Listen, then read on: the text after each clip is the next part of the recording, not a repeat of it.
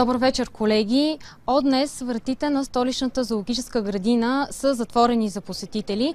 Причината е няколко умрели тревопасни животни през уикенда и в момента вътре се извършват проверки от ветеринарните лекари, както и от екипи на Агенцията по безопасност на храните.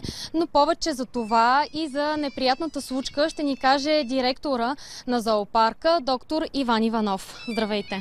Здравейте! Разкажете ни какви животни са пострадали? 3 гаура са починали, един як и една камила.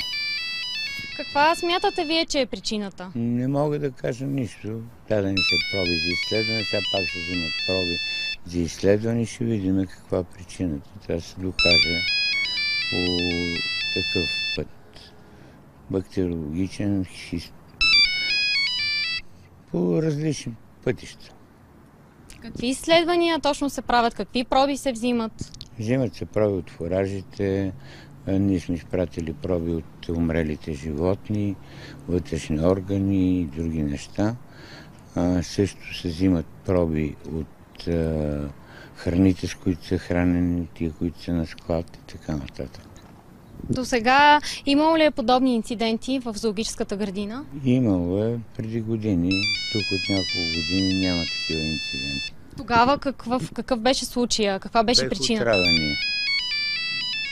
Как бяха станали тези отравения? Не мога да кажа аз. Какво показаха тогава пробите? Пробите показаха отравяне с пестициди.